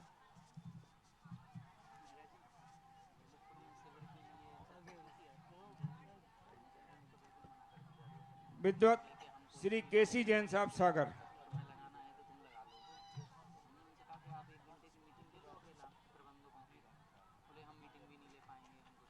विद्वत श्री डॉक्टर संजय जी जैन सागर।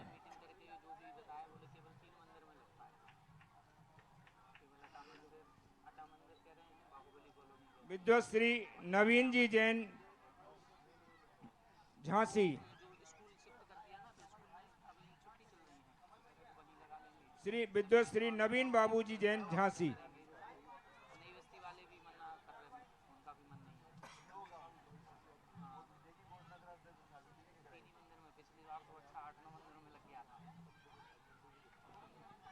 विदुषी श्रीमती दीपाली जैन ललितपुर। विदुषी श्रीमती दीपाली जैन ललितपुर। आइए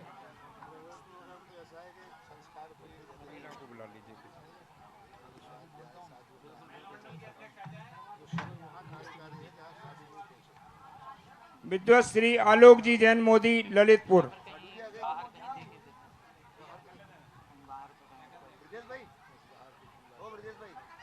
विद्वत श्री आलोक जी जैन मोदी।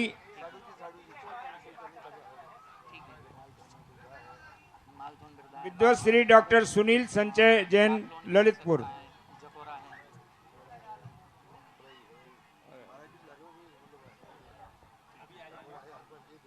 डॉक्टर साहब को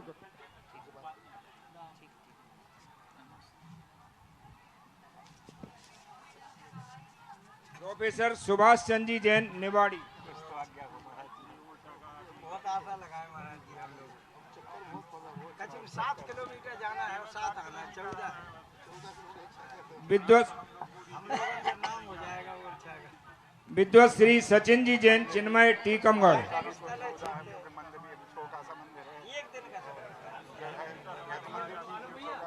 अरे एक दिन की आशीर्वाद दे दो आप, एक दिन का। अरे महाराज जी आपकी कृपा होगी तो सब लोग उनको बहुत करने को तैयार हैं। विद्वत श्री सचिन जी जैन चिन्मय टीकमगढ़।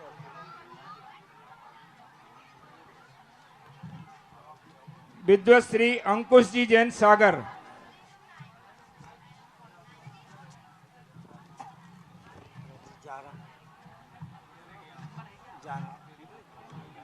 आपके आशीर्वाद से। विद्वत श्री वीरेंद्र कुमार जी जैन ललितपुर।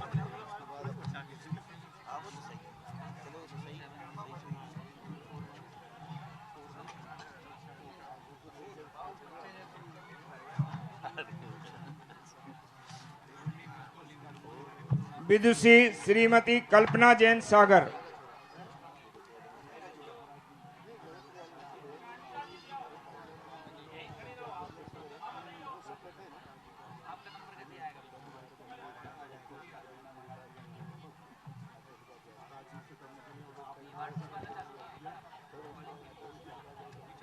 विद्वत श्री वीरेंद्र कुमार जी जैन ललितपुर।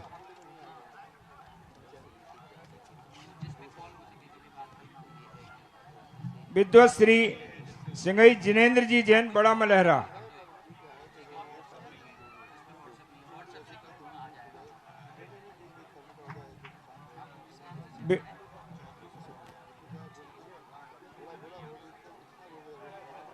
विद्वत श्री अक्षय कुमार जी जैन ग्वालियर। विद्वत श्री अक्षय कुमार जी जैन ग्वालियर।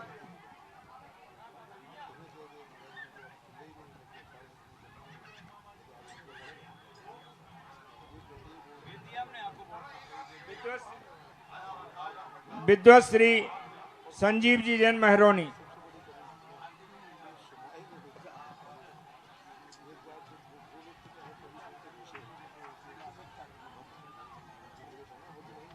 विद्वत श्री संजीव जी जैन संयुक्त मंत्री अखिल भारतवर्षीय दिगंबर जैन विद्वत परिषद महरौनी।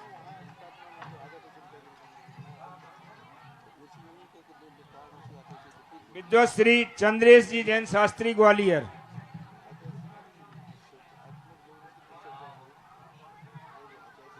विदुषी डॉक्टर नीलम जैन सराफ ललितपुर।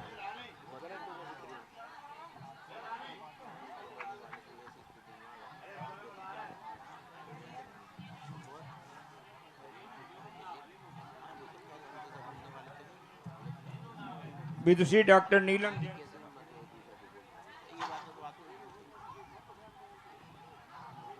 विद्वत श्री पुष्पराज जी जैन गीतकार ग्वालियर। विद्वत श्री पुष्पराज जी जैन ग्वालियर।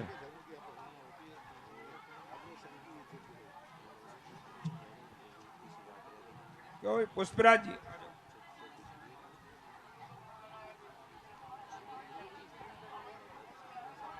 विद्वत श्री दिनेश जी जैन टीकमगढ़।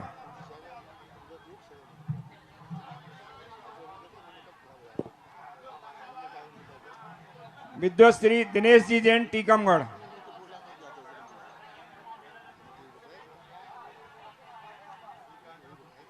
विद्वत श्री राजेंद्र जी जैन सुमन सागर।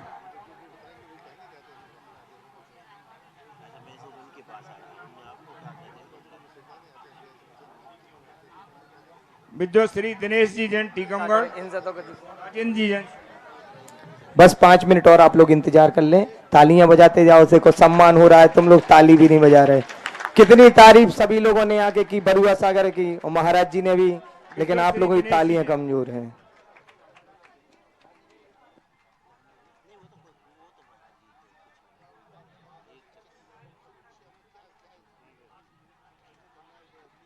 विद्वत श्री विनीत कुमार जी जैन ललितपुर।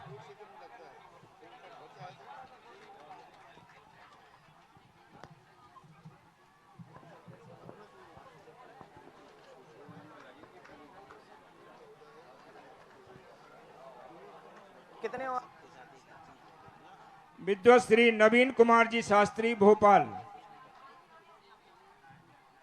विद्वत श्री नवीन कुमार जी शास्त्री भोपाल।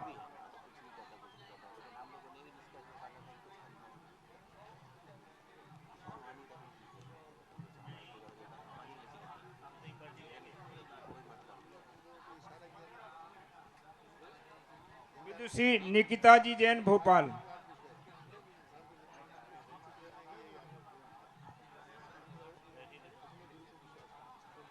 विद्वत श्री अंकित जी शास्त्री मुरैना।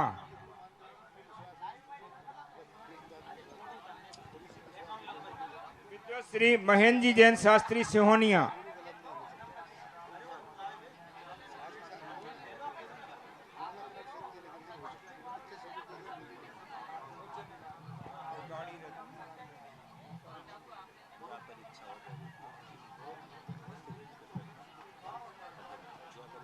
विद्वत श्री जिनेन्द्र जी शास्त्री मथुरा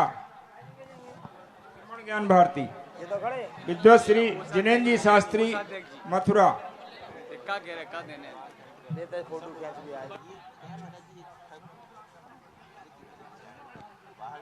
विद्वत श्री शांति कुमार जी जैन बड़नगर।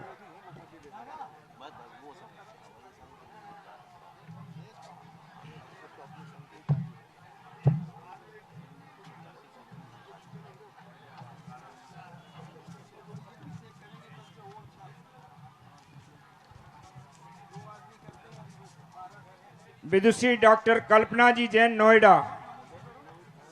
विदुषी डॉक्टर कल्पना जी जैन नोएडा।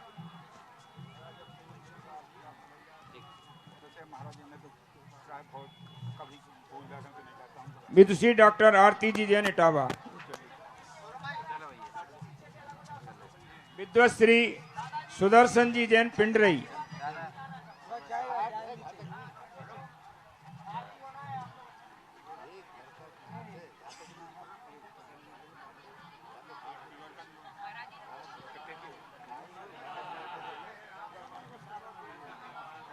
विद्वत श्री राजकुमार जी जैन शास्त्री जबलपुर। विद्वत श्री राजकुमार जी जैन शास्त्री। बस आपके इंतजार की घड़ी 1-2 मिनट और शेष रह गए। 4-5 लोगों का और होना है सम्मान। सांगानेर।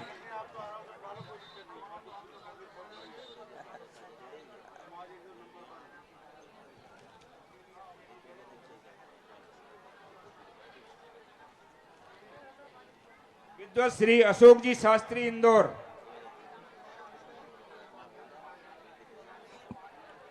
विद्वत श्री अशोक जी शास्त्री इंदौर। विद्वत श्री डॉक्टर संतोष कुमार जी जैन सीकर।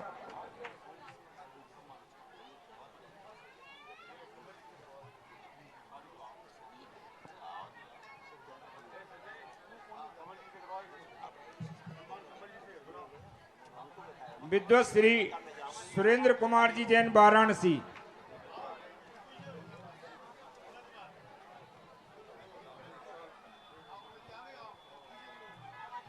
विद्वत श्री नरेंद्र कुमार जी जैन बरुआ सागर।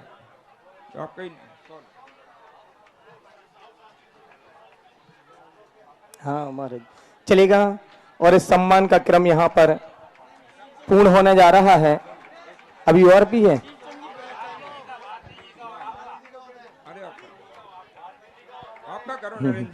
बुलाइएगा। विद्वत श्री प्राचार्य शीलचंद जी जैन बरुआ सागर।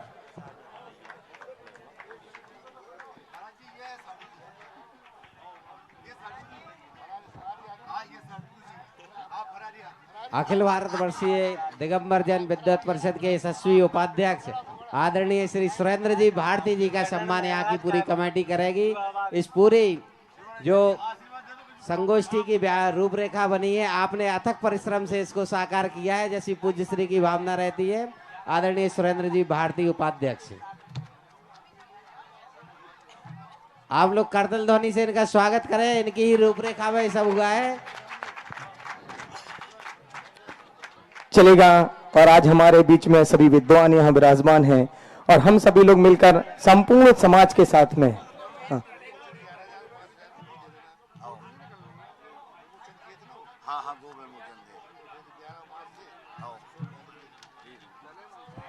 शीलचंद जी जैन प्राचार्य और विद्वत श्री अनुराग भैया जी, विद्वानों में आप प्रतिष्ठाचारी हमारे विधानाचारी। अभी ऐसे हमारे अन्नू भैया जी, अनुराग भैया जी, इनके विधान करने में आपको कैसा लगा? बहुत बढ़िया लगा। ऐसे अन्नू भैया को आप कभी भूल सकते हो? कभी नहीं भूल सकते। ऐसे अन्नू भैया, अनुराग भैया का हम लोग स्वागत करते हुए हर्ष महसूस कर रहे हैं कि इन्होंने बरुआ सागर में आकर अपनी ऊर्जा को, जितनी इस पृथ्वी पे ऊर्जा थी, इस विद्यालय की पृथ्वी धरती पे ऊर्जा थी, उससे अधिक हमारे अन्नू भैया में ऊर्जा थी, तब हम लोगों में ऊर्जा यहाँ आई। ऐसे अन्नू भैया जी का हमारी पूरी पंचायत और पूरी तीर्थ क्षेत्र कमेटी स्वागत कर रहे हैं। डॉक्टर नरेंद्र जी आए और अन्नू भैया का स्वागत करें। अरे नहीं, एक मिनट।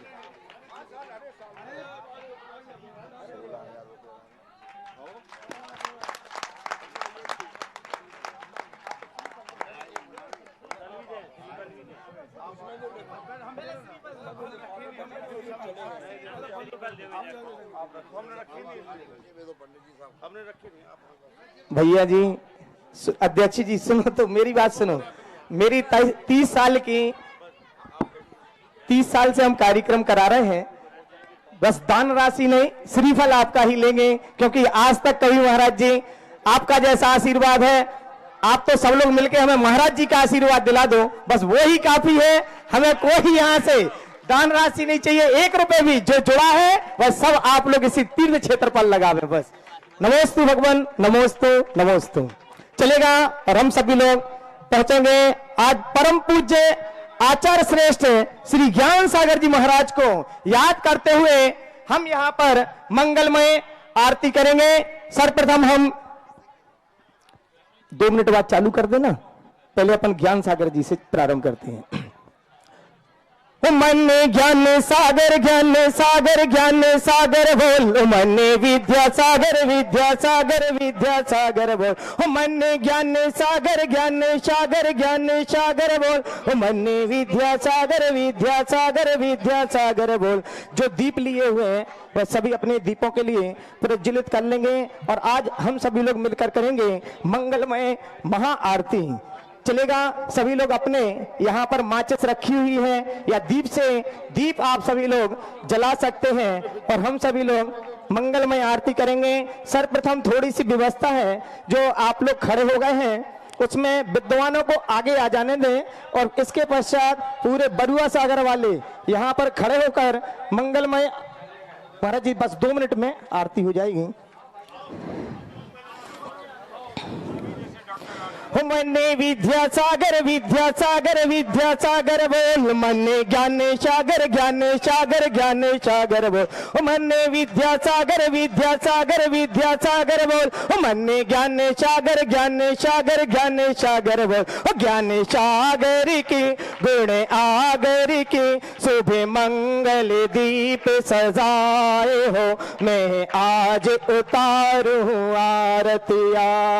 चतुर्भुज धृतवती के गर्भ से गुरु आए, राणोली में जन्म लिया है, सब जन मंगल गाए। गुरु जी सब जन मंगल गाए। ग्रह त्यागी की बैरागी की शुभ मंगल दीप सजाए के मैं आज उतारूंगा।